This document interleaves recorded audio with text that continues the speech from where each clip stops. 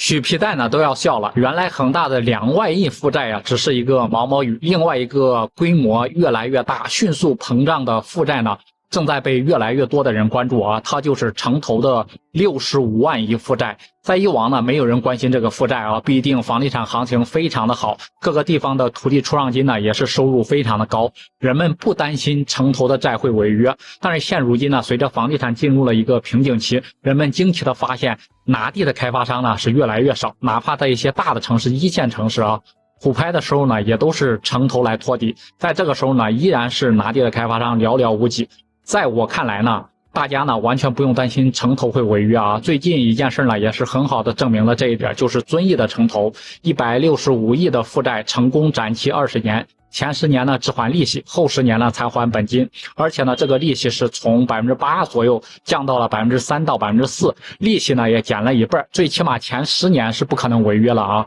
而且呢这一任也会成功的把责任和义务转给了下一任，就是把时间线给拉长，这个负债规模呢就不是特别的大了。第二点原因就是那是货币的超发啊，每年的 MR 依然是以高速的增长。去年我国的 MR 增长是28万亿，10年前呢，也就是2013年，我国的 MR 总量是110万亿啊，到了10年后呢，增长到266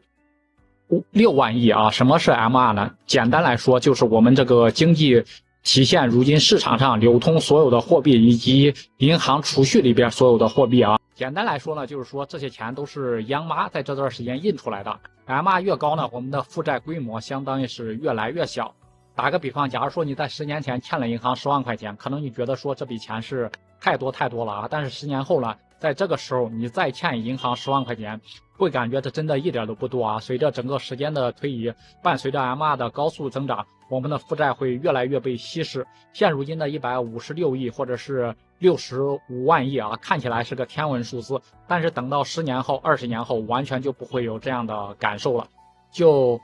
好比10年前，谁能想到城投能欠65万亿，恒大能欠2万亿呢？综合来说呢，我个人觉得啊，哪怕你害怕哪个房地产企业会发生违约，绝对也不要害怕城投会违约啊。那么大家对此事是有何看法呢？欢迎在视频的下方我们留言讨论。喜欢视频的可以点个关注，点个赞。我们下期视频再见，拜拜。